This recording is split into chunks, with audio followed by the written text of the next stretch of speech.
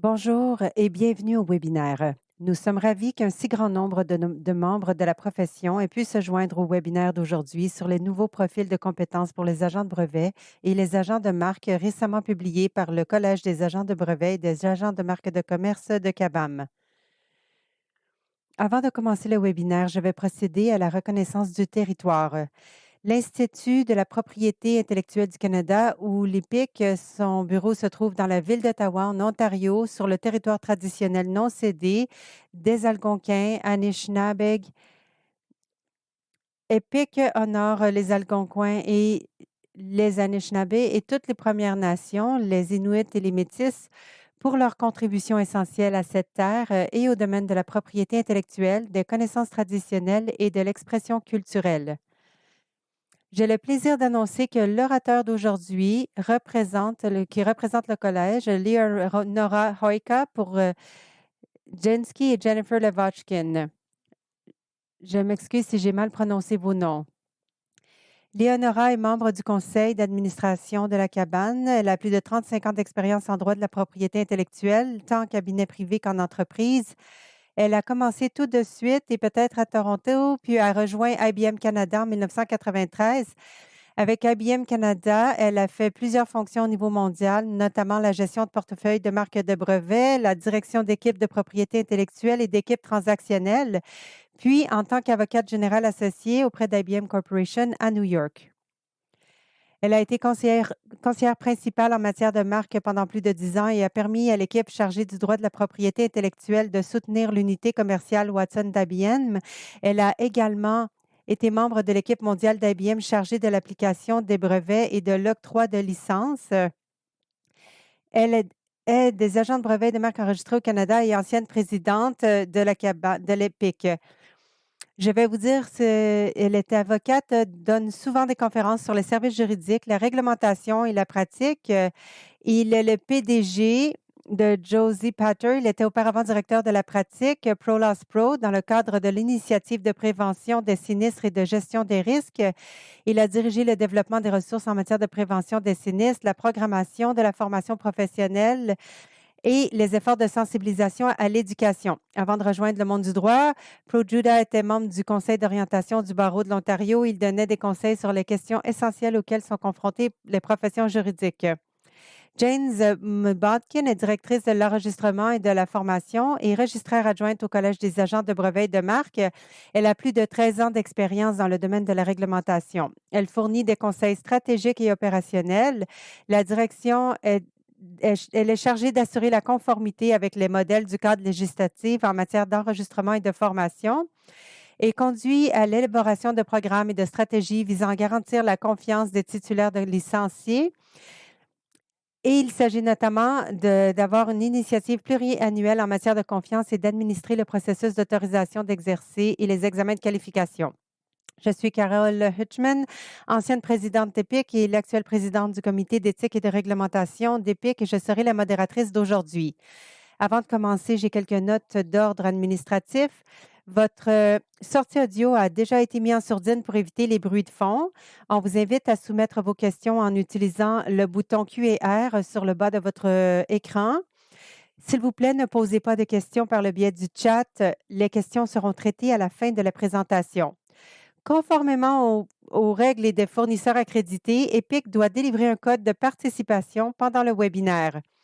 Le code sera annoncé à un moment dans la présentation. Une fois le webinaire terminé, vous pourrez aller sur epic.ca/attestation pour compléter votre demande d'attestation.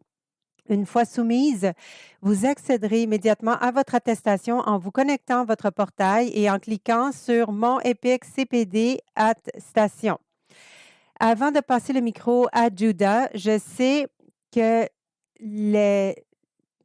tout est au cœur des préoccupations et je suis sûre que vous êtes tous conscients des objections et des préoccupations d'EPIC. Toutefois, ce webinaire porte sur les profils de compétences. Alors, nous avons convenu avec Judah qu'il n'aborderait pas la question des taxes dans ses remarques ou d'ouverture. Néanmoins, nous poserons des questions sur les frais à la fin du séminaire. Maintenant, on va vous donner une vue d'ensemble de qui est la CABAM, qu'est-ce qu'ils font et pourquoi le développement du cadre de compétences était si important et fondamental pour son travail en tant que régulateur. Je vais maintenant passer le micro à Judah pour la présentation. Merci beaucoup, Carole, pour cette chaleureuse présentation et merci à vous tous d'avoir pris le temps de vous joindre à nous pour en apprendre sur cette étape importante dans les débuts de la réglementation professionnelle des agents de propriété intellectuelle et de marque de brevets et du Canada. Merci à EPIC. Ceci est un merveilleux exemple de collaboration entre l'association professionnelle et l'organisme de réglementation. Nous étions tous deux en train de planifier des événements éducatifs sur le sujet. Donc, lorsque nous avons appris, nous avons décidé de mettre nos ressources en commun, d'accroître l'efficacité afin de transmettre ce message aux agents aussi rapidement et efficacement que possible. Nous sommes donc reconnaissants pour EPIC, envers EPIC et nous espérons avoir d'autres occasions de collaborer en matière de responsabilité professionnelle et d'éducation à l'éthique. Encore une fois, mon nom est Judah Chuslinski. Je suis honorée d'être le PDG et le greffier de CABAM.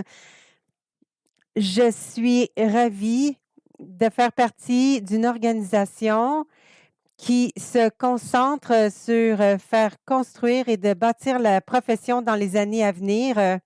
Nous sommes un petit régulateur, organisme de réglementation, comme vous le savez, qui a reçu le mandat du Parlement de réglementer les agents de brevets et les agents de marque de commerce dans l'intérêt du public. Notre mandat va au-delà de ce qu'EPIC et SIPO faisaient en ce qui concerne l'établissement des examens. Nous sommes vraiment responsables de tous les aspects de la réglementation professionnelle, de la compétence, de l'établissement et du développement professionnel. C'est beaucoup. Je vais vous expliquer un peu plus en détail certaines choses sur lesquelles nous travaillons, mais comme pour que vous le sachiez, notre approche est celle d'une organisation légère. Tout d'abord, nous sommes un régulateur à distance. On n'a pas de bureau, nous n'avons pas de bureau à Ottawa ou dans d'autres endroits. Nous avons ouvert pendant la pandémie, de sorte que notre équipe est répartie dans tout le Canada. Nous avons environ 6 employés à temps plein et nous faisons appel à des experts externes lorsque c'est nécessaire et approprié. Et nous fonctionnons assez légèrement. Nous avons un petit excédent budgétaire qui apparaît dans notre bilan, mais c'est le seul montant qui nous permet de fonctionner de janvier à mars. Pendant la période intérimaire, avant que les droits ne soient perçus pour le montant annuel de la licence. Nous n'avons pas de réserve, notre budget est serré et nous avons beaucoup de pain sur la planche. En ce qui concerne notre programme, nous avons fait beaucoup pour préparer le terrain afin de pouvoir respecter les obligations statutaires fixées par le Parlement. L'une des premières choses que nous avons faites a été de créer un registre.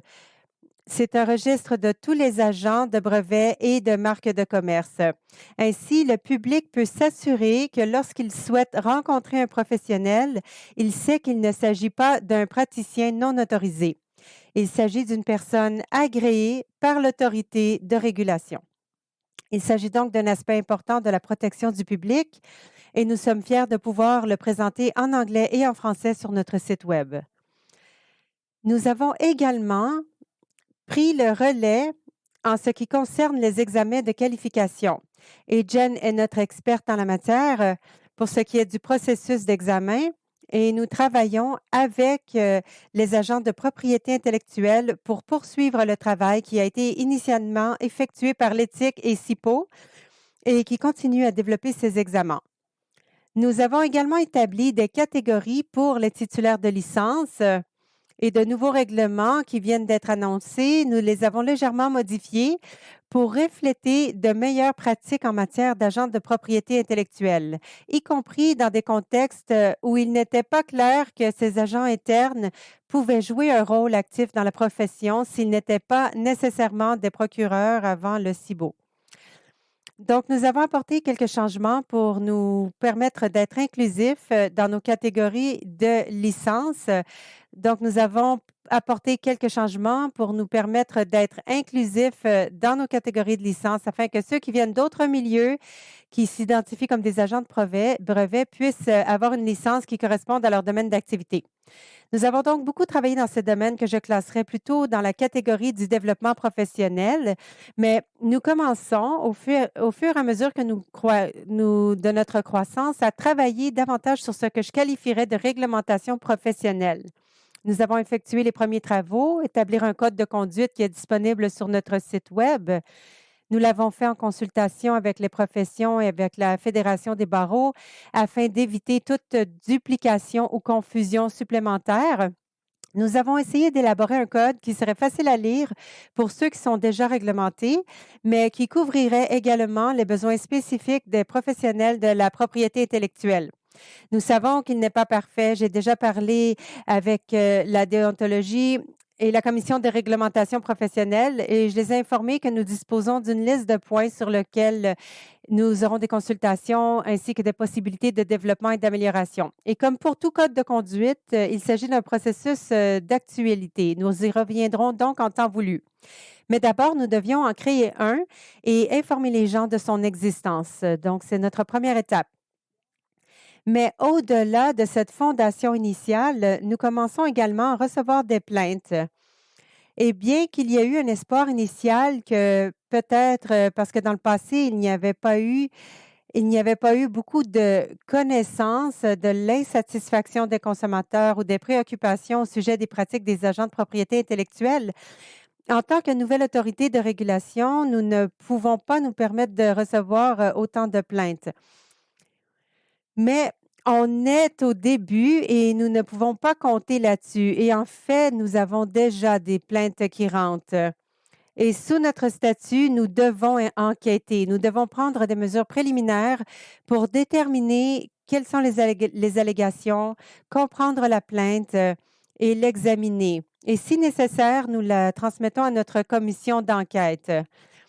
Puis, si nécessaire, nous la soumettons à notre comité de discipline, qui est en fait le tribunal chargé d'entendre ces ordonnances.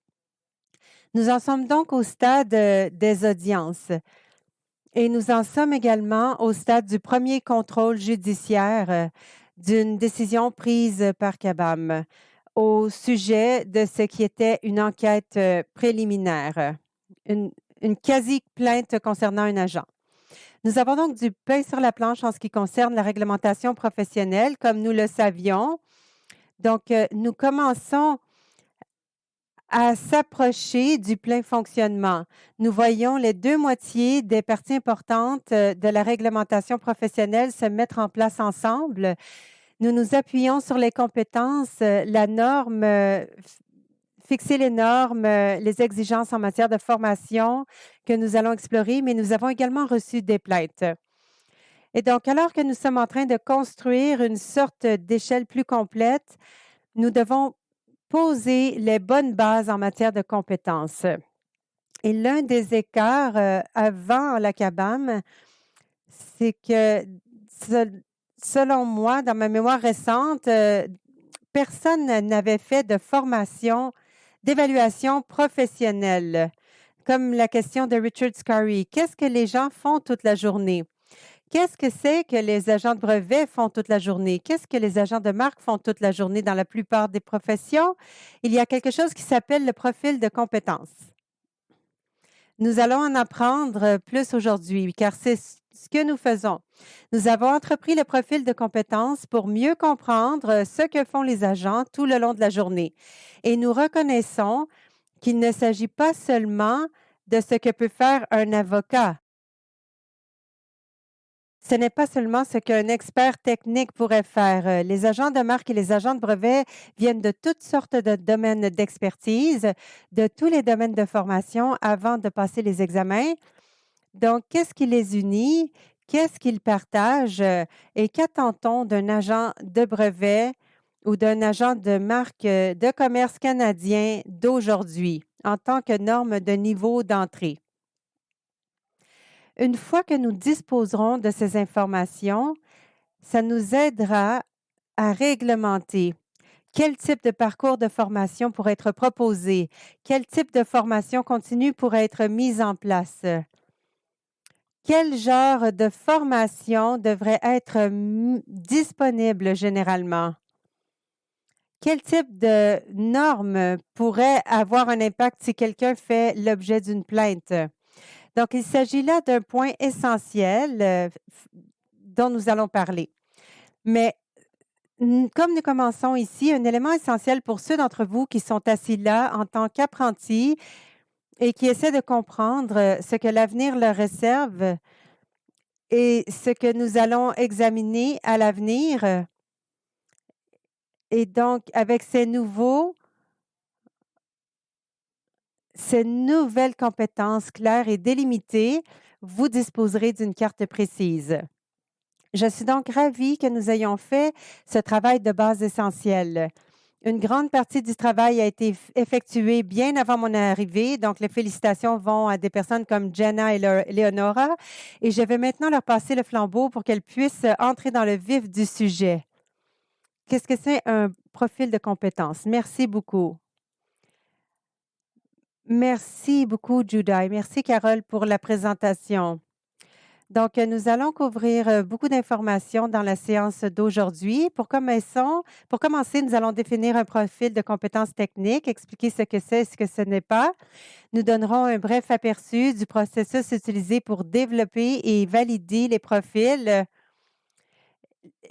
Eleonora examinera comment les critères de performance et les concepts de connaissance de chaque profil s'articulent entre eux, en mettant particulièrement l'accent sur la stratégie pour le domaine de la stratégie. Enfin, Eleonora et moi-même discuterons de la manière dont les stagiaires, les formateurs, les superviseurs et tous les titulaires de permis peuvent utiliser les profils de compétences. Pour commencer, un profil de compétences est un ensemble de compétences dont un individu a besoin pour effectuer un travail particulier. Et les compétences sont des connaissances, des aptitudes et des attributs nécessaires pour effectuer une activité selon une norme acceptée. Chaque compétence est exprimée sous la forme d'une courte phrase qui définit ce qu'un praticien compétent peut faire. Les compétences techniques décrivent ce qu'un agent doit être capable de faire pour accomplir les tâches nécessaires à la protection des intérêts d'un client en matière de propriété intellectuelle. En voici quelques exemples. Notez que les critères de performance énumérés ici ne sont qu'un exemple pour chacun d'entre eux. Les profils de compétences fournissent une liste complète des critères de performance attendus pour chaque compétence. Les notes au bas de page fournissent également une quantité importante d'informations et de contexte, et Léonora fournira plus tard des exemples supplémentaires. Les exemples à l'écran du côté de l'agent de brevet, nous attendons d'un agent qu'il soit capable de de rédiger une demande de brevet. C'est la compétence et les critères de performance pour être en mesure de rédiger une demande de brevet consisteraient à rédiger des revendications de plusieurs types avec les caractéristiques de portée et de structure appropriées. Du côté de l'agent de marque de commerce, nous attendons qu'il soit en mesure d'évaluer la capacité d'enregistrement d'une marque et les critères de performance pour cette compétence devraient permettre d'évaluer le caractère distinctif. Il existe d'autres types de compétences et de profils de compétences pertinents pour la pratique d'un agent. Les compétences professionnelles, par exemple, sont essentielles dans de nombreuses disciplines. Ces compétences plus universelles se rapportent souvent à des domaines tels que le comportement éthique, la résolution de problèmes et la communication, pour n'en citer que quelques-uns, et garantissent que le produit de la propriété intellectuelle est livré d'une manière qui fonctionne pour le client. Le document actuel comprend une page sur les compétences professionnelles et nous développerons davantage à partir de la fin de 2023 et du début de 2024. Donc, les compétences en matière de sujets comprennent les connaissances dans des sujets spécifiques tels que le domaine de la science, de l'ingénierie et ou des affaires pertinentes pour servir des clients spécifiques et dans lesquels un agent peut être compétent. Ce type de compétences n'entre pas dans le champ d'application des modèles de la CABAM et les initiatives, mais ils sont importants pour soutenir les différents types de pratiques et les besoins des clients, toutefois. Outre le contenu en soi, la composante la plus importante de la création d'un profil de compétences est le processus. Au cours des prochaines minutes, je souhaite mettre en lumière certains des aspects essentiels de ce processus. Cela montre que les profils sont représentatifs de ce que sont les agents en brevet et les agents de marque. Le premier élément que je souhaite aborder est le niveau élevé de participation des licenciés au processus de rédaction et de développement direct.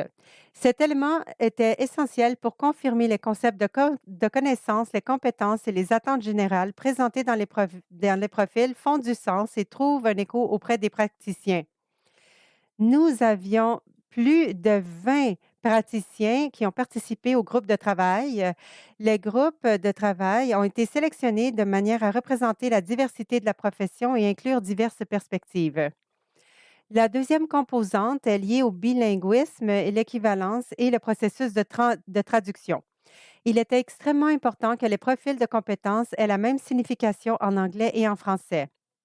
7 praticiens bilingues ont été recrutés pour réviser les traductions et identifier les problèmes potentiels liés à la traduction française ou à d'autres questions culturelles. Le troisième volet a consisté en une consultation interne avant la validation à grande échelle par une enquête. Les membres du conseil, les comités de la CABAM et le jury d'examen ont été invités à examiner les concepts de connaissances et les compétences. Les commentaires reçus lors de la révision des traductions et de la procession de consultation interne ont été examinés par les groupes de travail et des modifications ont été apportées si nécessaire.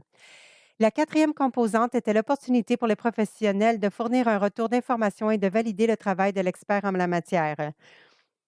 Et à travers ce sondage, ce sondage en ligne a été ouvert pendant environ un mois et toutes les catégories de titulaires de licence ont été invités à y participer. L'enquête de validation a été conçue pour recueillir des données concernant l'importance, la criticité et de divers concepts et compétences. Les données sources nécessaires au calcul de validation devaient être soumises par chaque titulaire de licence.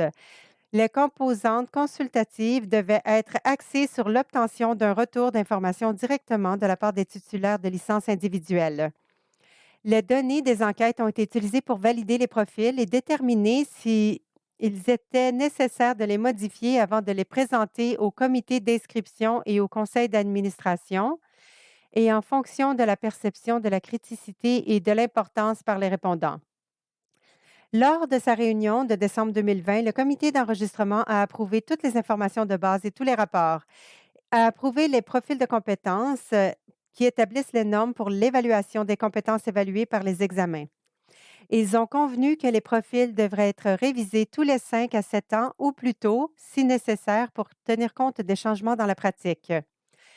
Par la suite, lors de sa réunion du 20 mars 2023, le Conseil et a reçu les profils et les informations sur l'élaboration et la validation du processus et a décidé de les adopter conformément aux recommandations du comité d'enregistrement.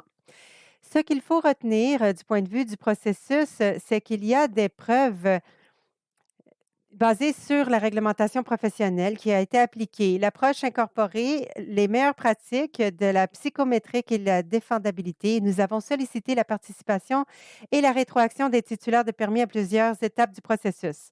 Je laisse la parole à Leonora pour la manière de travailler avec les profils de compétences.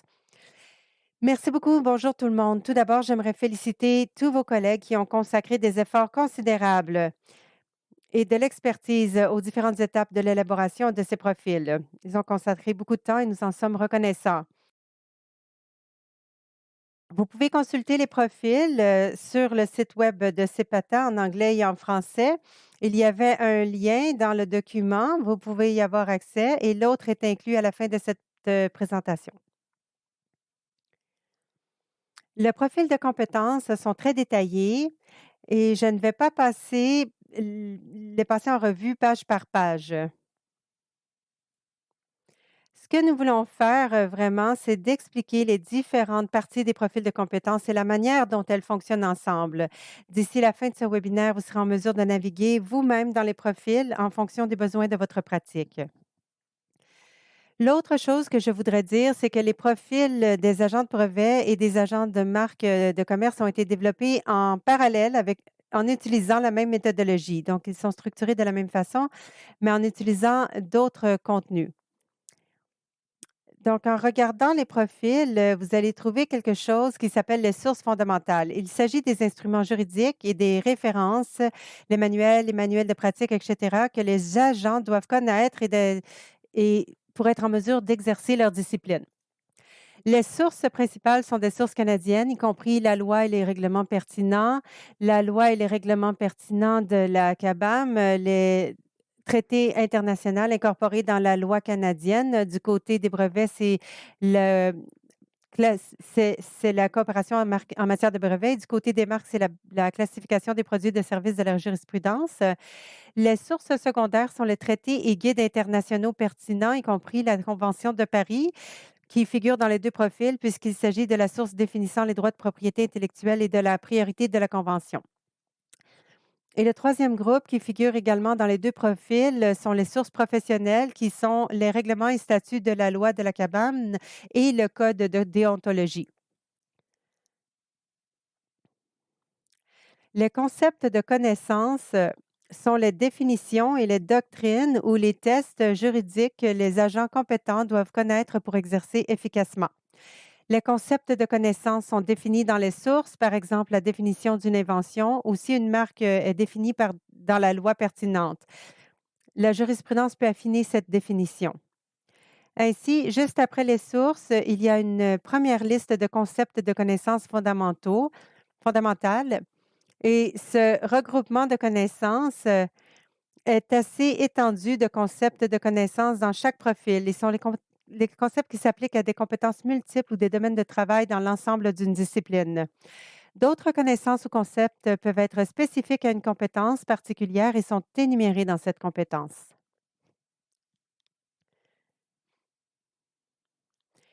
Les compétences elles-mêmes sont définies comme des ensembles d'aptitudes ou des groupes de tâches.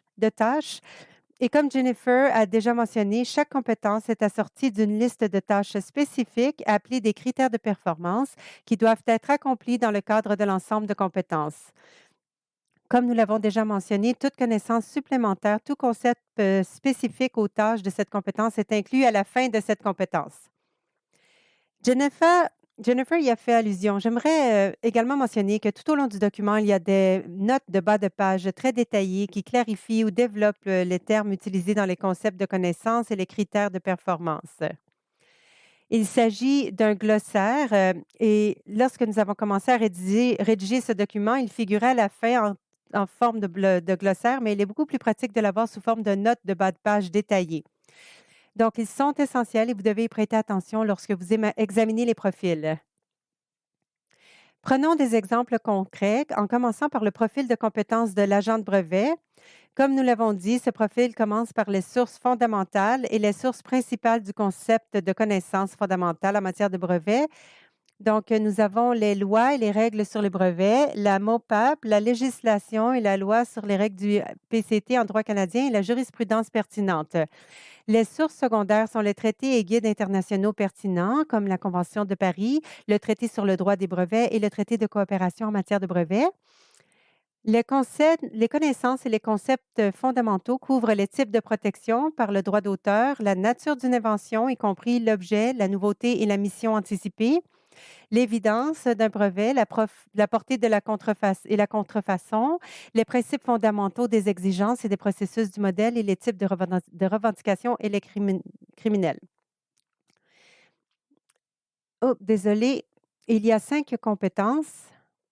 Élaborer une stratégie de brevet axée sur le client, développer une demande de brevet, poursuivre une demande de brevet, assurer l'accessibilité d'un brevet et évaluer la contrefaçon d'un brevet. Donc, chaque compétence est donc assortie d'une liste de critères de performance ou de tâches qu'un agent compétent doit être en mesure d'accomplir ainsi que de connaissances spécifiques supplémentaires. Prenons l'exemple de la rédaction d'une demande de brevet. Il y a 5 critères de performance associés pour cette compétence. Identifier un ensemble de faits, des objectifs de rédaction et de revendication, rédiger des revendications de type multiple avec les caractéristiques de portée et la structure appropriée, décrire une invention, y compris ses réalisations et ses alternatives, et planifier les dessins et illustrer les caractéristiques d'une invention, pardon. Vous constaterez que des notes de page sont associées à 3 des critères de performance que j'ai mis en évidence. Examinons-les. Identifier un ensemble donné de faits, d'objectifs de rédaction et de revendications. Ces objets de rédaction de revendications doivent être reflétés dans le contexte de l'innovation et les buts et objectifs du client et viser à clarifier l'étendue de la portée. Dans le cas de la rédaction de revendications de type multiple, vous verrez que la liste en vert est très étendue et très longue, mais nous entendons par là à la fois les revendications indépendantes et dépendantes, mais aussi les différentes espèces de revendications telles que les revendications de produits, de lignes, d'appareils, de méthodes et les revendications spécialisées uniques telles que les revendications d'amélioration ou de groupe, etc. La rédaction de revendications ayant une portée, des caractéristiques et une structure appropriée se réfère à la rédaction de revendications qui, premièrement, répond aux exigences de la loi et des règles sur les brevets. Elle reflète les objectifs de la rédaction des revendications, y compris l'état de la technique et leur organisation est logique. En d'autres termes, les revendications relatives aux produits sont regroupées en cascade dans un groupe, tandis que les revendications relatives aux mathématiques et aux procédés sont regroupées dans un autre groupe. Elles suivent un ordre logique. Décrire une invention, y compris sa réalisation et ses alternatives. Il s'agit donc de l'invention telle qu'elle est définie à l'article 2 de la loi, mais elle comprend également ses incarnations et ses alternatives. Finalement, il y a une liste de connaissances, de concepts spécifiques aux critères de performance de cette compétence du projet d'une demande de brevet qui s'ajoute au concept de connaissances fondamentales. Ces concepts sont donc très spécifiques. La plupart d'entre eux sont spécifiques à la rédaction de revendications, mais vous verrez, le troisième concept de connaissance est précisément le contenu de la divulgation, les éléments requis par les règles de la loi sur les brevets. Et le cinquième élément concernant le langage de la revendication dans la divulgation et le dernier élément des règles de procédure concernant l'accessibilité et le dessin de certaines éthiques. Passons maintenant au profil de compétences de l'agent de marque de commerce. Là encore, on commence par les sources et les connaissances fondamentales. Les sources primaires sont la loi sur les marques et les avis, les droits de marque de commerce, le TMIN, le service de SIPO, le service en droit canadien et la jurisprudence pertinente. Cela donne mes sources les traités internationaux pertinents, notamment la Convention de Paris, l'arrangement de Madrid et la classification de Nice.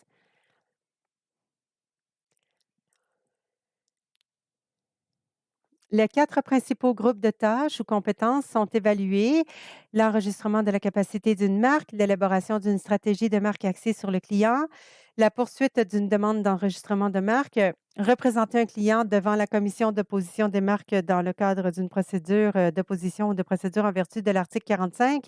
Chacune de ces compétences, à son tour, sont décomposées en aptitudes discrètes et en critères de performance en rapport avec la compétence du groupe de tâches.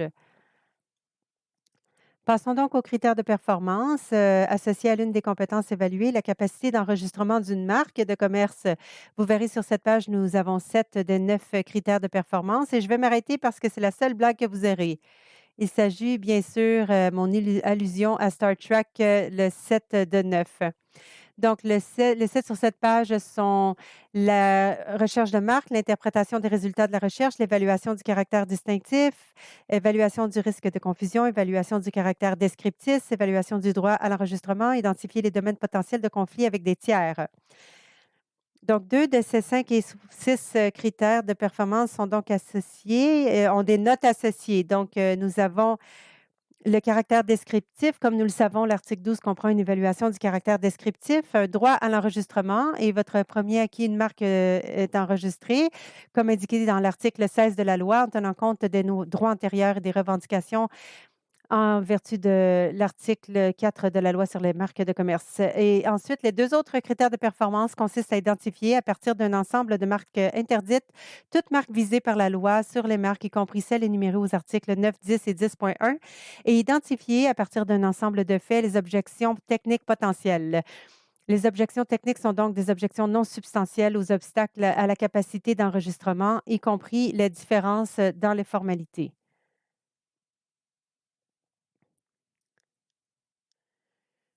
Donc, il y a donc 2 concepts de connaissances associées qui sont spécifiques à l'évaluation et à l'enregistrement de la capacité d'une marque, en plus des concepts de connaissances fondamentales.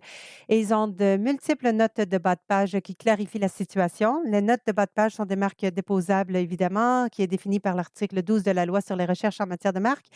Il s'agit La loi sur la recherche en matière de marque, il s'agit d'un vaste domaine de connaissances liées à ce concept. Il s'agit tout d'abord de connaître les paramètres et les processus de recherche, de savoir où et comment obtenir des rapports de recherche de qualité et comment les interpréter, d'utiliser des bases de données en ligne, quels champs peuvent être, faire l'objet d'une recherche et d'utiliser et de combiner les opérateurs booléens et les caractères génériques pour construire des chaînes de recherche à plusieurs niveaux. Il s'agit donc de savoir si une marque est en instance d'enregistrement, abandonnée, radiée, annulée ou retirée et l'effet de cette information sur les résultats de la recherche et les limites de ces résultats, les risques associés à la recherche, les limites de l'étendue d'une recherche et les inconnus pertinents pour une recherche sur les marques de commerce.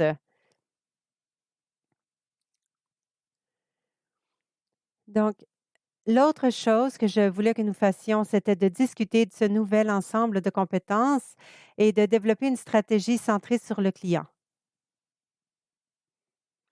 Ces éléments sont inclus dans les 2 profils, ainsi que d'autres contenus spécifiques à la discipline. Vous constaterez que les définitions des profils, sont parallèles. Je dirais qu'une stratégie en matière de brevet est une stratégie visant à maximiser la position du client pour atteindre ses buts et objectifs en protégeant les innovations et la liberté d'action du client. Et une stratégie de marque de commerce consiste à adopter, utiliser, enregistrer ou protéger des marques, aider les clients à atteindre ces objectifs aussi. Il est clair que ces tâches sont très spécifiques aux clients et qu'elles ne seront parfois exécutées que dans certaines situations ou dans l'ordre indiqué. Chaque situation dépend en fait des besoins du client et de l'expérience de l'agent. Donc, pour savoir qu'est-ce qui est appliqué exactement. La raison pour laquelle nous avons, La raison pour laquelle nous avons ajouté ces compétences en stratégie centrées sur le client, lors de l'élaboration des profils, les experts en la matière se sont rendus compte qu'ils pouvaient apporter au profil quelque chose de plus que ce que les examens avaient traditionnellement examiné en ajoutant une stratégie, donc en se concentrant sur la stratégie. Et tout cela est basé sur leur expérience, leur travail avec les clients et sur le fait qu'ils se sont réunis ensemble pour, rassembler cette expérience. Comme je l'ai dit, la compétence en matière de stratégie est très nuancée et varie en fonction des besoins du client et de l'expérience de l'agent. Elle couvre divers critères de performance, de l'analyse fondamentale au conseil qu'un agent fournit généralement d'un premier entretien avec un client. Donc, c'est ce que n'importe quel agent de premier niveau devrait pouvoir fournir. À l'autre extrémité de la gamme, on trouve des conseils stratégiques complexes visant à maximiser la protection de la propriété intellectuelle du client sur plusieurs dossiers. Comme je l'ai dit, l'analyse fondamentale et les conseils exigent une connaissance et une compréhension des délais et des principes de base de protection. Il s'agit là d'une compétence de base. La réflexion plus stratégique est le fruit de l'expérience et d'études plus approfondies et constitue le niveau de performance supérieur auquel nous aspirons tous en améliorant nos capacités en tant que professionnels et conseillers. Je pense donc que la stratégie axée sur les compétences de base profitera à l'ensemble de la profession, qu'il s'agisse de débutants ou des titulaires de licences plus expérimentés, afin de les aider à aspirer à l'amélioration de leur pratique. Regardons des exemples. Donc, cet exemple du profil de compétences, il montre comment les critères de performance pour la stratégie, la compétence combinent l'analyse de base et le conseil avec une plus grande complexité. Les critères de performance sont donc définis à partir d'un ensemble de faits et de délais pratiques et stratégiques. Ainsi, les délais pratiques seraient les délais d'entrée dans la phase nationale pour les demandes CPT. Et lorsque nous examinons les concepts de connaissances fondamentales, un concept pertinent ici est celui des activités clés de l'Office des brevets et des délais légaux pour les pratiques canadiennes et du PCT. Les délais stratégiques, l'exemple donné dans la note de bas de page dans les critères de performance, est la mise en scène de dimensions distinctes ou connexes qui, afin d'optimiser le calendrier des dépenses du client. Et lorsque nous examinons les concepts de connaissances fondamentales, le concept d'effet, l'effet des principaux traités sur les brevets et des programmes internationaux est pertinent ici. Quel traité utiliser pour la coopération en matière de brevets ou le traité euh, qui prévoit la mise en place d'un autre programme comme une autoroute des brevets? Est-ce que c'est une bonne solution? Si je choisis celle-là, c'est-il préférable pour mon client d'opter pour la juridiction? Ça traitera très rapidement la demande et me permettra de faire livrer mon brevet dans la juridiction réciproque. Ou bien est-ce que je vais avec la juridiction qui est un petit peu plus légère dans son examen, ce qui signifie que je peux repousser les coûts de l'examen dans cette juridiction. Donc, vous voyez, il y a différents niveaux de stratégie et différents niveaux d'expérience requis pour chacun d'entre eux. Donc, passons à la diapositive suivante. Voici un autre exemple du côté des brevets qui évalue le contexte de l'innovation. Et voici la note de bas de page qui démontre vraiment l'expérience du groupe de travail d'experts en la matière. Donc, qu'est-ce que le contexte de l'innovation? Nous entendons par là le domaine technique ou la portée du domaine, l'environnement de pointe, le contexte commercial client dans lequel une invention sera utilisée publiquement, y compris les contraintes et l'appréciation qui soutiennent la capacité d'un agent à reconnaître une activité inventive et à produire des conseils pratiques. Passons à un exemple tiré du profil de compétences en matière de marque. En fait, deux exemples. L'un des critères de performance de la compétence stratégique consiste à identifier les types de protection de la propriété intellectuelle disponibles, y compris les types de marques de commerce à partir d'un ensemble de faits. Les types de marques sont des caractères standards, les marques de conception, les marques non traditionnelles de certification, les marques officielles, les marques géographiques, les indications et les marques non enregistrées. Non enregistrées. À mon avis, c'est quelque chose qu'un agent de marque débutant doit comprendre. Si le client entre, vous devez comprendre quel type de marque est mon client. Pourrait-il avoir le droit d'obtenir une marque officielle?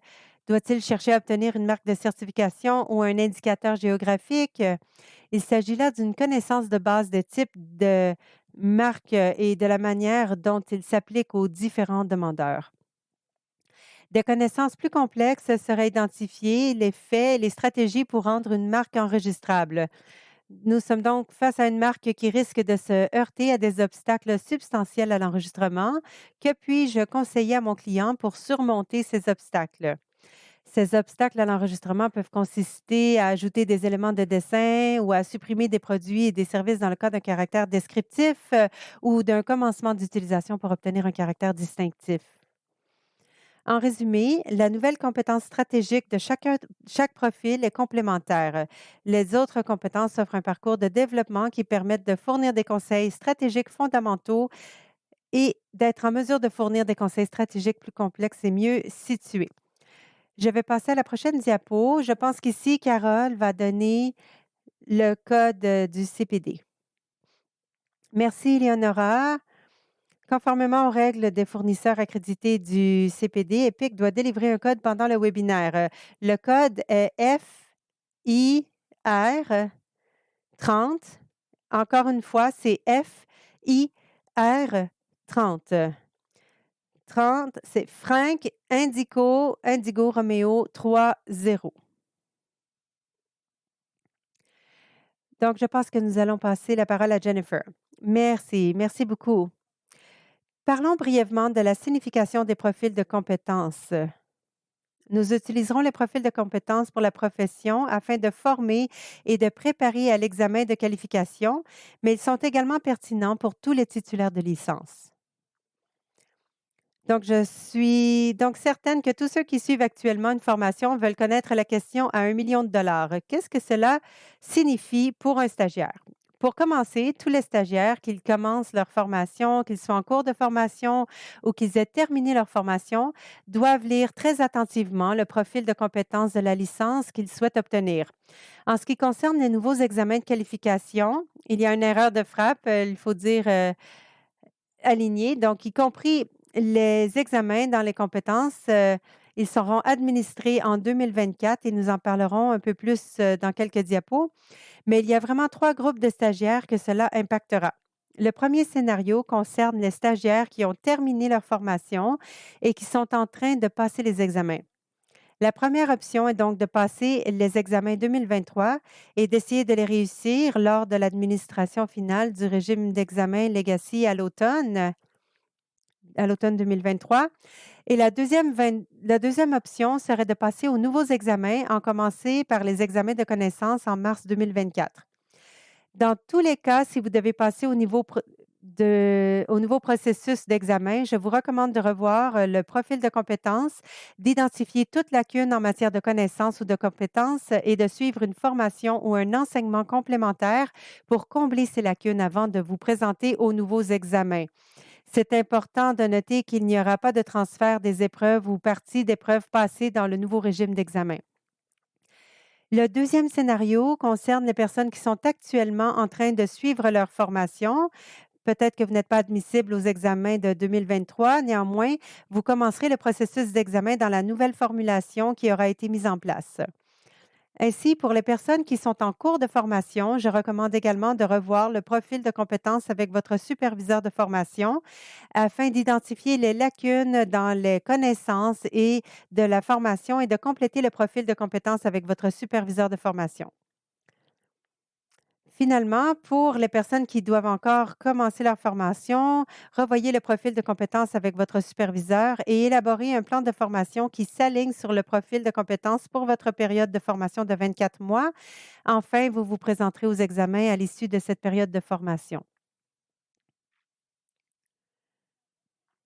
Qu'est-ce que cela signifie pour les superviseurs de formation? Comme pour les stagiaires, les superviseurs doivent également examiner attentivement les profils de compétences et les passer en revue avec vos stagiaires afin d'élaborer un plan de formation qui leur permettra d'apprendre et de mettre en pratique les connaissances et les compétences nécessaires pour fournir des services d'agents de brevet et de marque de commerce. Certains environnements de formation peuvent ne couvrir que certains domaines des profils. Cela ne pose pas de problème. Tant que vous pouvez collaborer avec les responsables de la formation pour déterminer comment ces lacunes seront comblées. Par exemple, le stagiaire pourrait-il être détaché pendant un certain temps pour être exposé à quelque chose que votre cabinet ne fait pas actuellement? Ou y a-t-il un cours ou un programme externe où est-ce qu'ils peuvent acquérir ces connaissances ou apprendre ces compétences? Je vais passer la parole à Léonora et lui demander comment elle utiliserait les profils de compétences pour élaborer un plan de formation et de préparation à l'examen. Merci, Jennifer. En ce moment, il y a des camions à ordures, ils ont décidé de passer dans ma fenêtre. Je m'excuse pour le bruit. Donc, nous avons pensé que ce serait très utile de vous donner un exemple de la façon dont vous pourriez utiliser les profils pour développer un programme de formation et vous préparer à passer les examens.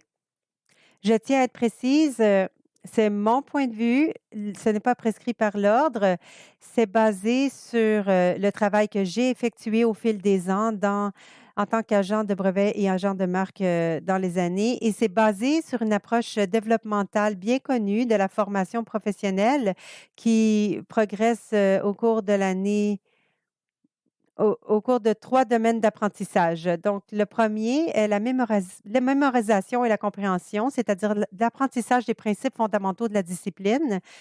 Deuxièmement, l'analyse et l'application des fondamentaux dans des scénarios nouveaux, mais généralement routiniers. Enfin, le troisième niveau d'apprentissage le plus élevé est l'utilisation des connaissances et la résolution de problèmes dans des scénarios uniques et plus complexes et le travail avec une autonomie croissante. Je pense donc que la façon dont les profils ont été élaborés s'inscrit parfaitement dans ce cadre, dans cette approche en 3 étapes. Là. Au stade 1, le titulaire du permis doit apprendre, ou je dirais le stagiaire doit apprendre et être capable d'articuler les concepts de connaissances fondamentales tels qu'ils sont définis dans les sources, en particulier les sources primaires. Dans le cas d'un brevet, quelle était la définition de l'objet statuaire, l'objet teste l'anticipation et du côté des marques, nous allons faire, la définition d'une marque de commerce, le test de confusion. Bien que nous ne leur ayons pas montré les concepts de connaissances fondamentales, la liste est vraiment très longue dans chaque cas. Si quelqu'un devait parcourir et apprendre tout cela et trouver quelle est la définition ou le test approprié dans la loi et qui a été modifié par la jurisprudence, il repartirait vraiment avec une connaissance fondamentale très approfondie.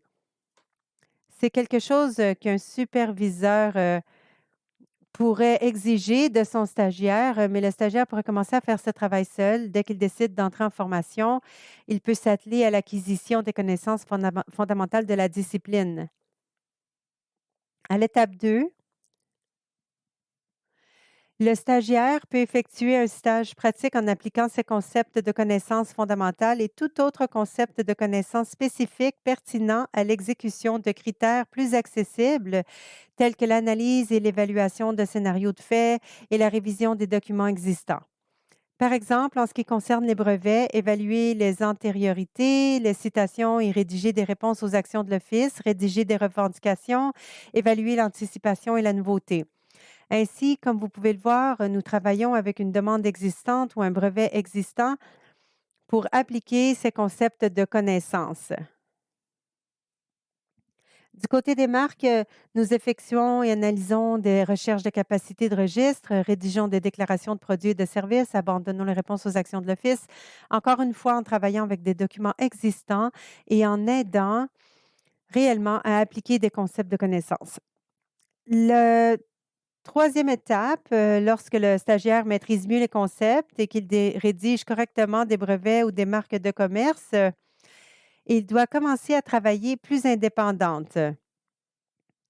Il s'agit donc de travailler avec le superviseur, de rencontrer un client et de rédiger ou d'aider à la rédaction de revendications indépendantes et les revendications en cascade de la portée variable sur la base de la description de l'innovation faite par le client, d'évaluer la contrefaçon et de planifier dans le cadre d'une stratégie de dépôt de brevet.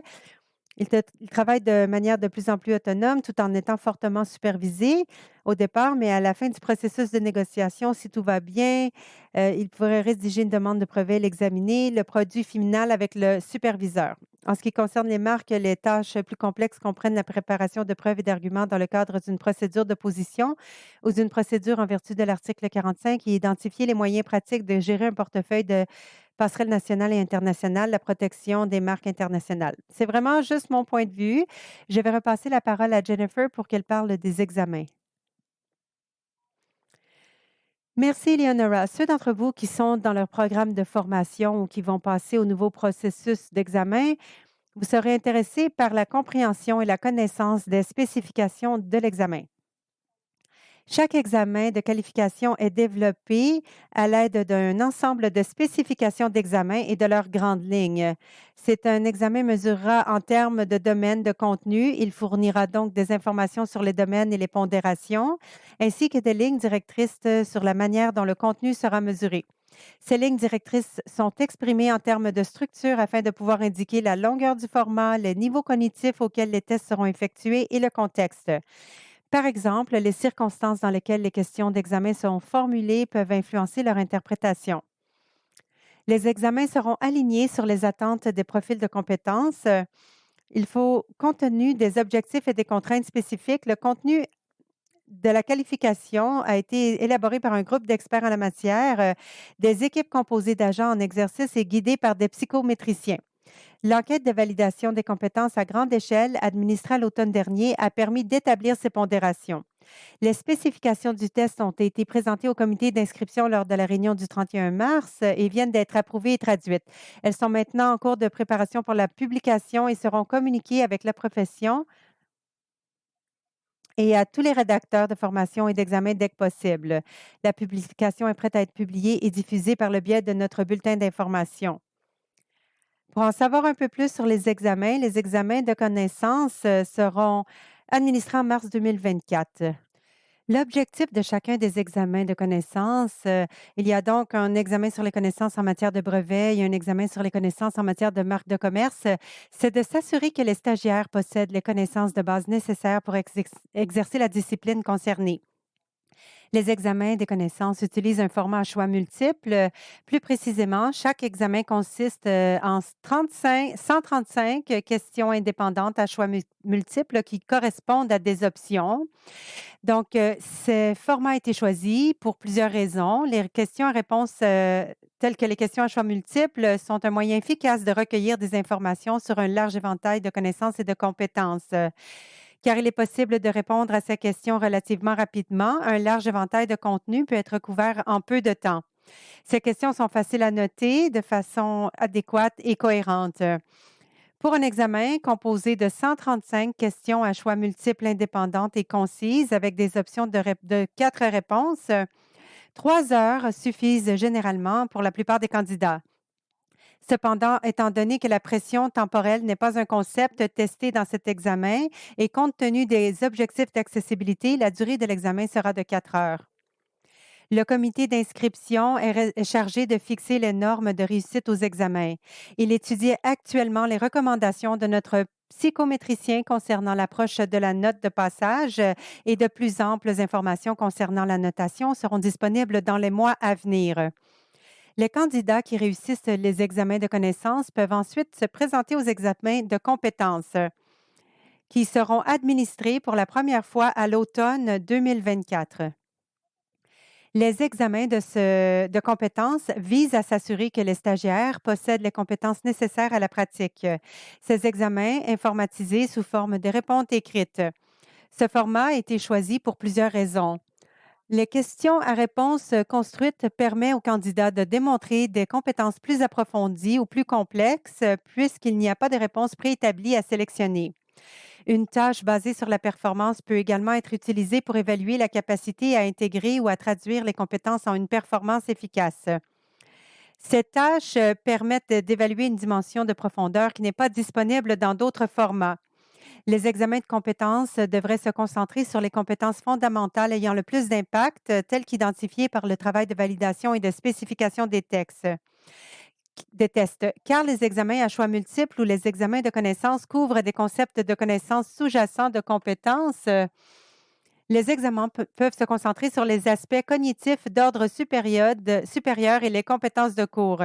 Des agents ont été recrutés pour développer les recettes générales, les instructions, les échelles d'évaluation et la formulation des parties de questions spécifiques ou des questions incitatives des nouveaux examens de compétences en utilisant ces recettes, nous élaborerons des exemples d'examens avec le contenu des années précédentes. C'est fait pour que les candidats puissent mieux comprendre comment les nouveaux examens fonctionneront et ce qu'ils testeront.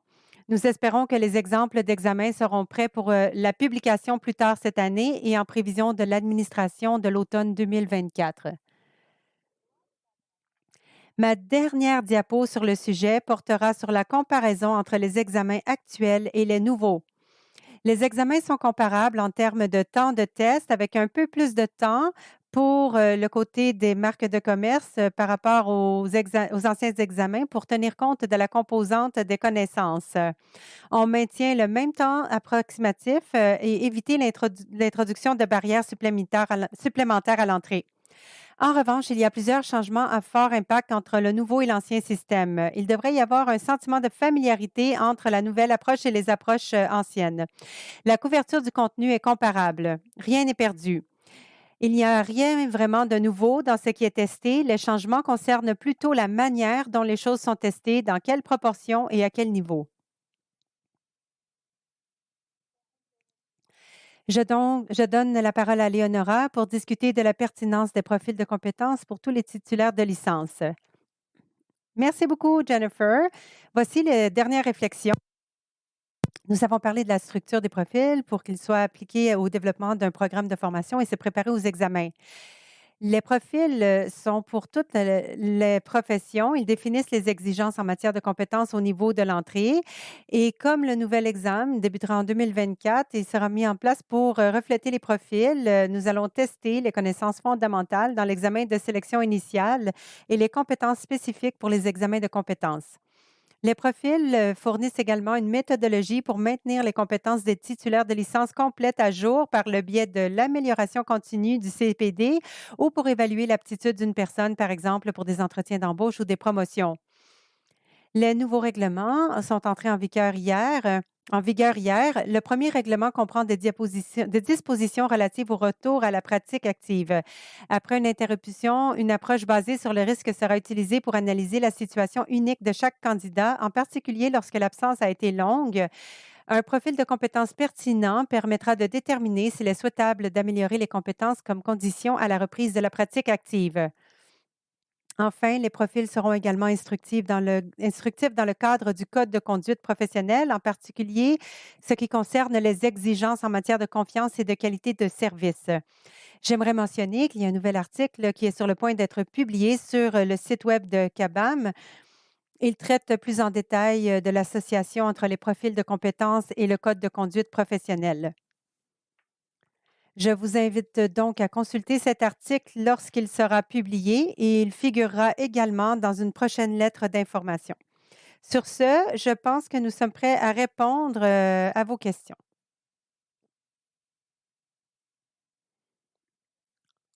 Merci beaucoup aux intervenants.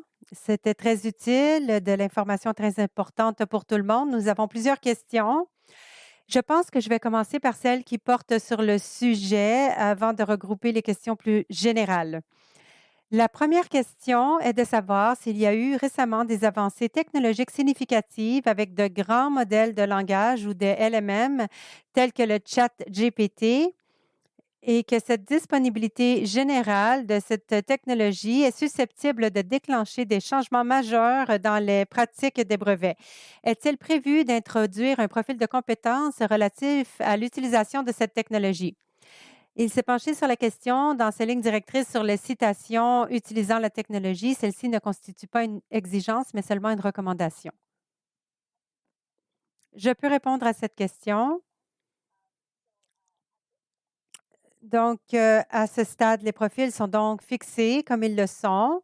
En ce qui concerne l'enregistrement, si ça vient à l'attention de la commission à travers le conseil que quelque chose comme cela doit être considéré plutôt que dans le cycle de 5 à 7 ans que nous avions établi pour la révision de l'examen du profil de compétences, nous le ferions. Nous l'inclurions éventuellement à ce moment-là. La question pourra également être soulevée lors de l'élaboration des profils de compétences professionnelles plus tard dans l'année. Il pourrait y avoir une section relative à l'utilisation de la technologie. Nous verrons donc au fur et à mesure que les choses évolueront. S'il semble qu'ils s'intègrent mieux dans les profils de compétences professionnelles qui doivent débuter plus tard cette année, ou s'il est plus technique et spécifique à une discipline, il devrait être inclus dans la prochaine itération de la compétence technique.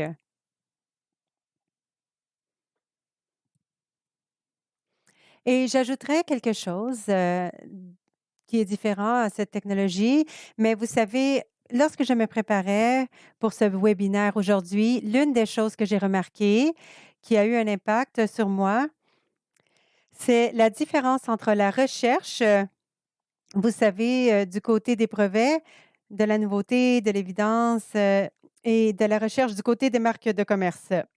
Ce qui est pour des marques, cela se reflète dans les compétences, je l'ai mentionné lors de l'évaluation. La technologie associée à la recherche de marques, et la reconnaissance d'images, se sont considérablement améliorées au cours des 5 à 7 dernières années. Par conséquent, les agences de marques de commerce sont considérées comme compétents. Ils doivent avoir confiance dans la réalisation de recherches sur les marques. Pour le côté des brevets, c'est différent. Je ne pense pas que les agents de brevets effectuent généralement eux-mêmes les recherches sur les brevets ou l'ensemble des recherches passées. Comme l'a dit Jennifer, je pense que tout dépendra de l'évolution de la situation et si, à l'avenir, un agent de brevet compétent ou un agent de marque de commerce compétent sera en mesure de travailler avec cela.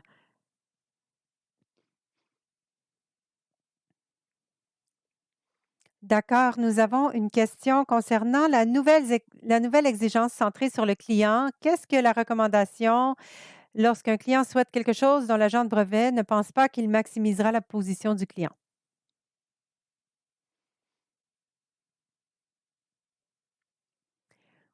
Eh bien, je ne crois pas que ce soit différent d'une autre profession. Je pense que cela arrive aux avocats également. Je suis sûre que ça arrive aussi aux agents de marque de commerce et c'est une discussion avec le client. Si le client refuse de suivre les conseils du professionnel, c'est la discussion entre le professionnel et le client.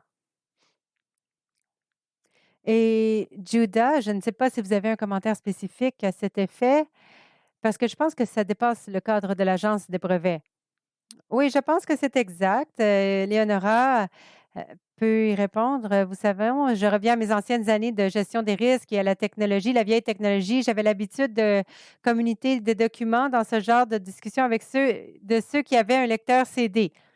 Donc, vous avez cette conversation. Donc, si c'est une conversation contemporaine, il faut confirmer ces instructions par écrit, de sorte que si vous dites à quelqu'un que cette approche ne sera pas retenue, alors vous avez ça et ça aide à réduire les plaintes ou la probabilité d'une plainte.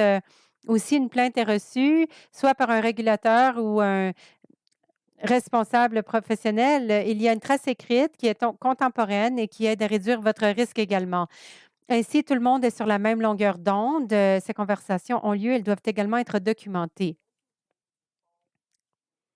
Pour ceux qui ont fait l'examen de l'automne 2023, quand les résultats des examens seront-ils communiqués et plus précisément, seront-ils communiqués suffisamment tôt avant mars 2024? C'est une excellente question et nous espérons que ces résultats seront publiés à la fin de l'année 2023.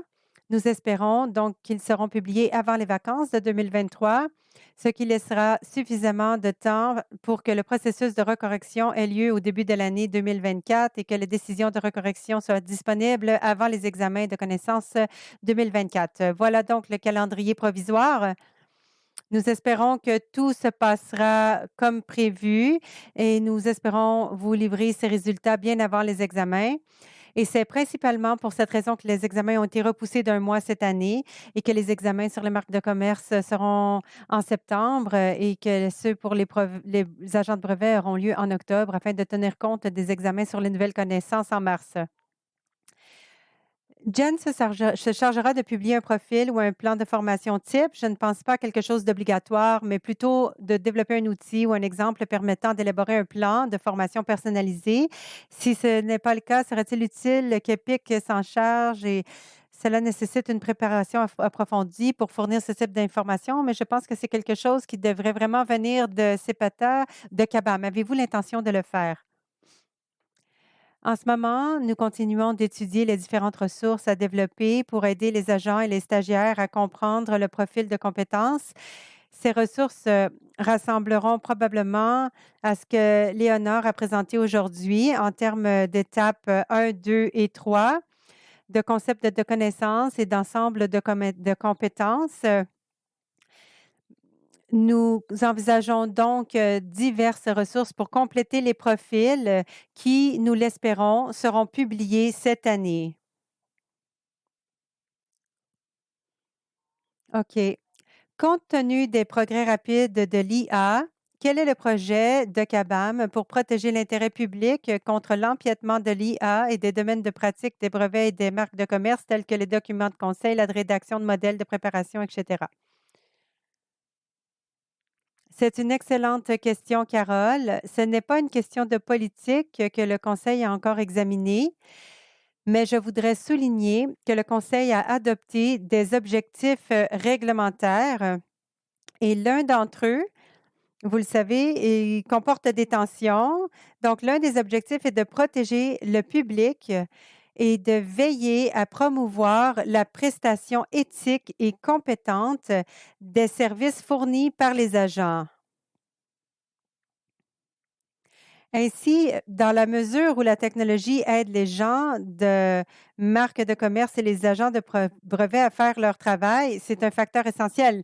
Mais si la question porte sur nous, que nous devons prendre des mesures pour tenter de limiter l'utilisation de l'IA par des particuliers, par exemple, qui utilisent ces outils pour agir en leur nom, les objectifs précisent également que nos objectifs sont de promouvoir l'innovation dans la prestation de services, mais aussi d'améliorer l'accès à la prestation de services en matière de brevets et de marques et de promouvoir la concurrence dans ce domaine.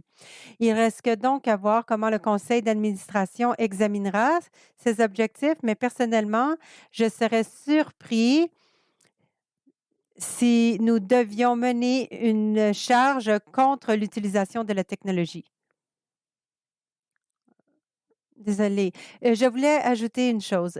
Je veux dire, du côté des brevets, peut-être aussi du côté des marques, la traduction automatique pour les homologues étrangers est utilisée depuis longtemps, mais pourtant, au bout du compte, l'agent qui dépose son nom, l'homologue, doit être, le plus confiant dans ce qu'il dépose et donc, dans la mesure, je veux dire, en écho à ce que Judah a dit, où l'IA dans la mesure où l'IA aide à rédiger la chose, cela peut être une bonne chose, mais il n'en reste pas moins que c'est l'agent qui qu'il incombe de veiller à ce que cela soit fait avec compétence.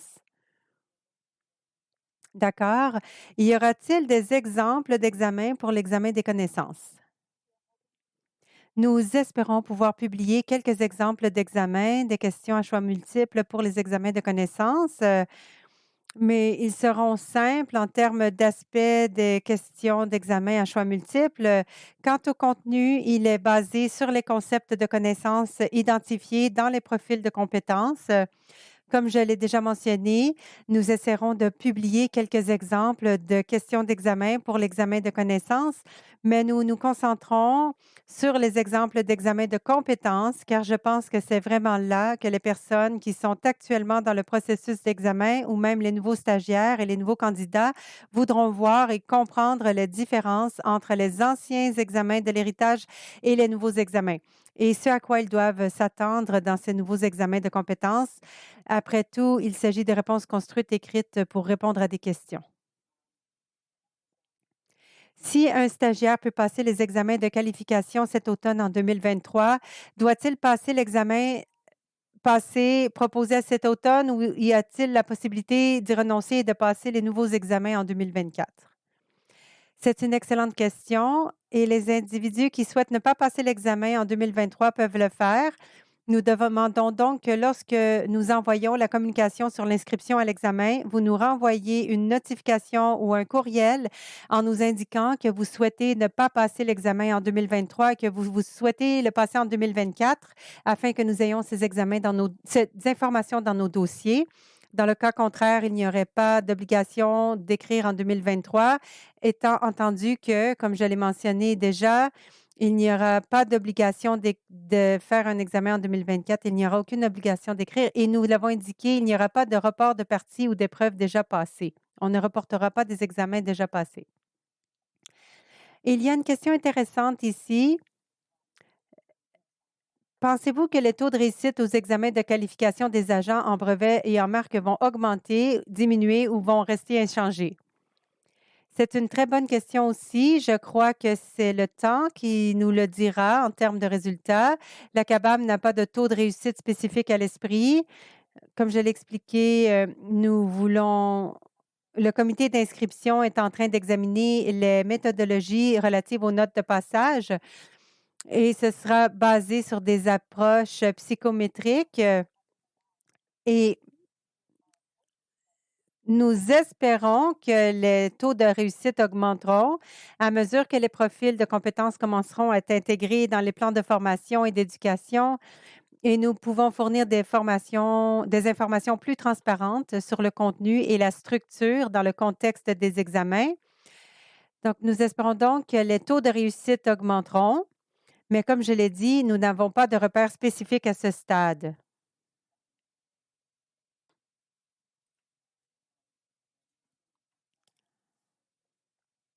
Donc, on a une question au niveau des frais. Donc, avant que les règlements ne soient envoyés au gouvernement, car le changement de classe a été annoncé à l'avance sur le site web du collège, pourquoi n'y a-t-il pas eu de préavis ou de consultation concernant l'augmentation des frais de scolarité? D'autant plus que vous nous avez dit que le collège serait transparent, équitable et accueillerait tout le monde. Merci, Carole. Je crois que le problème ici au niveau de la transparence, la question de la transparence, c'est que nous avons annoncé l'augmentation des droits plusieurs mois avant qu'elle n'intervienne. Nous voulions donner aux titulaires de licence le plus de temps possible pour se préparer à l'augmentation. La vraie question que j'ai également entendu parler de l'augmentation, c'est pourquoi n'avons-nous pas procédé à une consultation à ce sujet? La question de l'augmentation des droits Et la réponse est qu'il est clair depuis un certain temps, du point de vue de la CABAM, que nous n'avons pas le budget nécessaire pour aller de l'avant. C'est le montant qui a été initialement choisi pour commencer le collège n'était pas suffisant pour le soutenir. Et lorsque nous consultons pour les domaines dans lesquels nous avons besoin de rétroaction. Ici, ce n'était pas une décision facile. Il ne faut pas se méprendre. Cette décision a été très difficile à prendre pour le conseil d'administration, mais tout le monde savait qu'une augmentation des frais de scolarité serait difficile. Tout le monde savait que les augmentations de frais de scolarité ne sont généralement pas largement acceptées ou célébrées par ceux qui doivent les payer. Mais je dirais ceci, contrairement à d'autres domaines où nous avons ouvertement consulté, où nous avons besoin de l'expertise technique de la profession et où la profession a été heureusement extrêmement généreuse en temps et en soutien aux régulateurs. En règle générale, on ne consulte pas les sociétés, les régulateurs pour les frais. Je suis désolée, Carole. Donc, la société ne consulte pas sur les frais. Ils n'ont pas une consultation publique à chaque année sur les honoraires. Ils n'ont jamais fait cela. La consultation sur les frais pour ceux qui sont régulés et qui doivent les payer n'est pas une pratique générale des régulateurs professionnels. Donc, non, nous n'avons pas mené de consultation sur les frais. En règle générale, les régulateurs professionnels ne consultent pas sur les frais. Nous savons qu'une augmentation est généralement une source de consternation. Cependant, lorsqu'il s'agit de nos obligations statutaires, de ce que le Parlement nous a demandé de faire et de ce que le Parlement nous a ordonné de faire, ce conseil a modélisé et s'est rendu compte que nous devions augmenter les frais. D'accord, mais votre réponse pourrait être améliorée sur plusieurs points. Tout d'abord, il n'y a aucune divulgation des discussions internes et donc, lorsque vous dites que vous en avez besoin, il n'y avait eu aucune preuve qu'elles sont nécessaires. C'est le premier problème. Le deuxième problème, votre réponse. Elle suggère qu'il n'y a pas d'expertise en matière d'honoraires et je ne vois pas comment vous pouvez dire cela lorsque plusieurs membres de la profession dirigent des entreprises. Ils savent comment appareiller. Carol, laissez-moi terminer. Je vous ai laissé terminer. Laissez-moi terminer. La question, c'était pas à vous. Donc, il faut montrer Epic. Epic est capable de garder les coûts réduits. Ils ont un bureau plus grand que le vôtre et moins de coûts. Ils font leur traduction à un coût moins élevé. Donc, vous auriez pu bénéficier au niveau des coûts si vous aviez fait en sorte que ce soit public, mais vous avez choisi de garder ça secret et vous ne pouvez pas nous dire que vous êtes une organisation collaborative d'une part et que ensuite dicter de l'autre part. Ce n'est pas la collaboration. Carole, je pense que nous devrons convenir d'un désaccord ou pur et simple sur la question de savoir si notre régulateur indépendant moderne s'adressera à une association de régulation pour obtenir des conseils. Nous avons un conseil d'administration de 5 personnes nommées et un conseil d'administration de 4 personnes élues qui sont là pour apporter la contribution de la profession et je peux vous assurer qu'ils ont pris en compte les coûts et les conséquences. Mais si vous demandez des conseils et que vous voulez que nous prenions des conseils auprès d'EPIC sur notre budget, je peux vous dire que c'est hors de question. Nous avons des comptables dans notre conseil d'administration. Nous avons des chefs de département juridique dans notre CA. Nous avons un CA compétent, du personnel compétent et nous gérons les opérations. Mais ce que je peux vous dire, c'est que nous recevons des plaintes et nous n'avons pas de réserve et que nous n'avons pas besoin, nous n'avons pas d'une somme proche du budget pour les plaintes des régulateurs. Des groupes comme les ingénieurs, c'est des honoraires que de quelques centaines de dollars, mais ils ont un budget de 35 millions de dollars. Les sociétés de droit avec des budgets de 100 millions de dollars. Notre budget est actuellement inférieur à 2,5 millions de dollars, y compris les frais de démarrage. Mais nous recevons les plaintes que les régulateurs sont censés recevoir et nous devons y répondre. Donc, Carole, je pense que nous devrions arrêter la discussion sur ce point pour l'instant. D'accord? La question a été posée, j'y ai répondu dans la mesure où je me sentais à l'aise, mais la séance d'aujourd'hui avait pour but de montrer où en était le travail. De nombreuses questions ont été posées sur l'importance de ce profil de compétences qui n'existait pas avant. Et c'est le travail que nous faisons. Il s'agit d'un travail essentiel qui indique au public ce que les agents de brevet et de marque font afin que ceux qui souhaitent entrer dans la profession sachent ce que l'on attend d'eux et ce que les consommateurs peuvent attendre d'eux également. Eh bien, nous sommes certainement pas d'accord. Donc, l'une des questions, cependant, à propos du commentaire que vous venez de faire, concernant les plaintes, lorsque vous parlez de plaintes, la question était la suivante. Les auditions ne concernent-elles que les agents qui ne sont pas des avocats? Si j'ai bien compris, si un agent qui est avocat fait l'objet d'une plainte, celle-ci serait déposée auprès de la société de son pays. Ce n'est pas nécessairement le cas. Ça dépend d'une variété de facteurs, si la possibilité d'une plainte concernant un avocat aboutisse devant notre tribunal. Mais je peux vous dire que lorsque nous recevons une plainte concernant un agent juridique, nous avons le devoir de l'examiner. Il se peut que nous disions au plaignant qu'il ne s'agit pas d'une affaire que nous allons examiner. Il se peut aussi que nous disions que nous ne prendrons pas de mesures, mais que vous devriez le faire si vous le jugez nécessaire, selon écrire à la société de droit qu'il faut s'adresser, mais il y a aussi des domaines d'intérêt commun où il est possible qu'une audience soit organisée pour juger la conduite de l'avocat et puis à son tour, nous aurions également une audience avec un domaine de détermination de la conduite tel que le comportement criminel. Par exemple, cela pourrait donner lieu à des audiences séparées parce que nous devrions prendre des mesures disciplinaires des deux côtés. Donc, la réponse est donc non. Nous avons un filet assez large et au fur et à mesure que les plaintes nous parviennent, dont nous ne pouvons pas contrôler le rythme de réception, nous devons les examiner. Et une question de suivi, combien de plaintes est-ce que la CABAM a reçues à ce jour? Nous avons eu moins d'une douzaine de plaintes à ce jour. Elles ont été variées et leur complexité a également varié.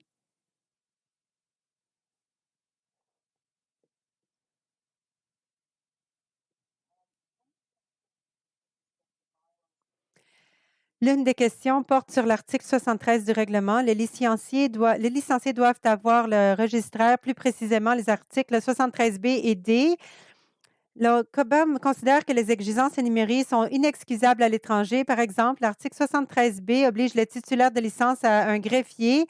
À tout moment, un tribunal peut rendre un jugement à leur encontre. Il pourrait facilement s'agir, par exemple, d'un jugement concernant les taux de divorce ou d'un couple de divorcés. Pourquoi devrait-on exiger de quelqu'un qui divulgue ce type de choses au CABAM? Nous nous appuyons sur les statuts et consultons le ministère de la Justice. Ils ont suivi le langage standard concernant l'obligation de signaler ce que d'autres régulateurs ont fait dans le passé. Cela ne veut pas dire que si vous avez un jugement rendu contre vous dans votre vie privée que nous prendrions nécessairement d'autres mesures. Mais en même temps, pourquoi s'agit-il d'une assignation à comparaître? Pourquoi devriez-vous en être informé? Carole, nous sommes hors sujet par rapport au sujet que nous allions aborder aujourd'hui. Je suis heureux de poursuivre les discussions de façon plus générale sur nos règlements à notre Assemblée générale annuelle qui aura lieu au mois de mai. J'encourage tout le monde à se joindre en personne ou par Zoom. Ce sera disponible en anglais et en français pour ceux et celles qui sont bilingues.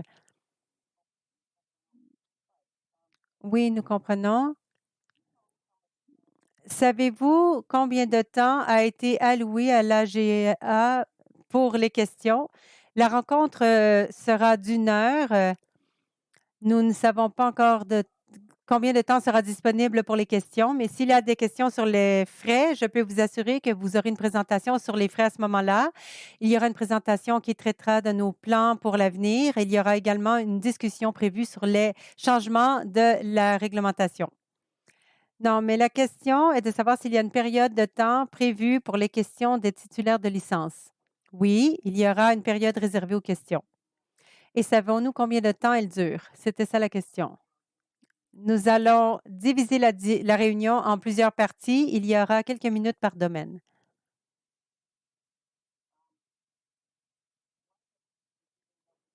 Une question, les subventions gouvernementales sont-elles des options qui permettent CABAM de faire face à ses obligations financières? C'est une très bonne question et c'est une question que nous poserions à EPIC parce qu'EPIC a demandé l'autorégulation en 2016 et l'autorégulation exige une séparation de l'État et implique l'autofinancement. Et si les membres de l'EPIC pensent qu'ils préféreraient recevoir un financement du gouvernement, alors c'est quelque chose qu'EPIC pourrait demander au gouvernement de faire. Présentement, le modèle proposé est le modèle de licence. Donc, nous posons donc la question à EPIC, car cela peut avoir une incidence sur la question de savoir si un régulateur est considéré comme suffisamment indépendant. D'accord, je ne comprends pas bien la réponse du point de vue de la CABAM. La réponse de la CABAM, c'est que pour l'instant, notre seul domaine de financement est pour les frais de licence et d'examen et ce genre de choses. Nous avons eu des discussions sur d'autres sources de financement. En fin de compte, il semble qu'il n'y en ait aucune de disponible à l'heure actuelle, d'où le besoin immédiat d'une redevance. Ça a mené à une augmentation des frais, mais il y a aussi une question de politique plus large sur le fait de savoir si ce régulateur indépendant devrait un jour recevoir de l'argent du gouvernement, étant donné qu'il est créé pour être indépendant et qu'EPIC a demandé l'autorégulation et a voulu autant d'indépendance vis-à-vis du gouvernement pour demander le secret professionnel, par exemple. Et donc, avant d'aller demander de l'argent au gouvernement, nous voudrions demander à EPIC et aux licenciés ce qu'ils pensent de cette question. J'ai une question complémentaire sur les règlements qui concernent certaines de leurs dispositions, comme celle que nous venons d'examiner. Y a-t-il une raison pour laquelle il n'y a pas eu de consultation sur ces statuts, sur ces règlements? Les règlements doivent être élaborés par le gouvernement fédéral. Lorsqu'ils sont rédigés, ils sont soumis aux privilèges du Conseil du roi. Nous ne pouvons pas les divulguer. Nous ne pouvons pas les partager. Ils doivent faire l'objet d'un haut niveau de confidentialité et nous ne pouvons donc pas le faire. Mais c'est après que vous avez parlé au gouvernement. Avant de parler au gouvernement, pourquoi n'y a-t-il pas eu de consultation sur ces changements? Sur quel changement, Carole? Eh bien, comme vous l'avez dit, les frais ne sont pas à l'ordre du jour, mais il y a d'autres changements dans ces règlements. Donc, la question est donc de savoir quels sont les autres changements dans les statuts, des choses comme les rapports. Vous auriez pu donner au moins un point de la liste de ces changements et obtenir des commentaires à ce sujet. Vous pouvez le faire avant de vous adresser au gouvernement. Vous ne l'avez pas fait. Oui, je répondrai à cette question. Je vous remercie. On pourrait parler de tous les aspects de la loi, et de la réglementation. Mais la vérité, c'est qu'il s'agit d'un processus de rédaction organique itératif que nous avons mené avec le gouvernement fédéral et qu'il s'agit de parties de nos politiques qui ont été intégrées dans la réglementation. Dans le cadre de nos politiques, les juristes du ministère de la Justice ont dit qu'il fallait faire ceci ou cela et c'est de manière différente. Donc, il s'agit d'un processus assez organique qui évolue en temps réel. Le processus ne se prête pas à la consultation, comme vous l'avez suggéré. Le seul autre domaine central était celui des frais que j'ai déjà abordé. Et je pose une dernière question parce que nous avons nous sommes presque à court de temps en ce qui concerne les examens. Donc, allez-vous fournir un échantillon d'examen pour les examens des connaissances? Oui, je crois que j'ai déjà répondu à cette question. Il y a trop de questions ici. OK, je pense que ceci nous arrive à la fin. Je suis désolée, je n'ai pas pu répondre à toutes les questions. Certaines sont très spécifiques à certaines personnes qui ont participé au processus de formation. Alors, si vous le voulez bien, envoyez vos questions par courriel à CABAM et Jennifer pourra probablement répondre à un grand nombre d'entre elles assez rapidement. De cette façon, vous obtiendrez une réponse si vous ne l'avez pas eue ici aujourd'hui. Je ne crois pas qu'il y avait autre chose. Ah oui, une dernière chose. La nouvelle structure d'examen prévoit-elle des reports pour les examens de compétences? Je serai certainement nous ferons cette décision dans les mois à venir, lorsque les méthodes de notation seront décidées. Ça sera publié prochainement, mais je peux vous dire que le fonctionnement sera légèrement différent de celui des examens de l'héritage ou des anciens examens. Une fois ces décisions prises, elles seront communiquées à tout le monde. Je vous remercie. Bon, eh bien, je suppose que cela nous mène à la fin. Je vous remercie, Léonora, Judah et Jen, pour cette excellente présentation.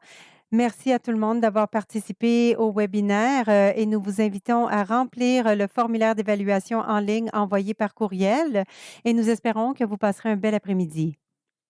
Merci encore, EPIC, de nous avoir accueillis et merci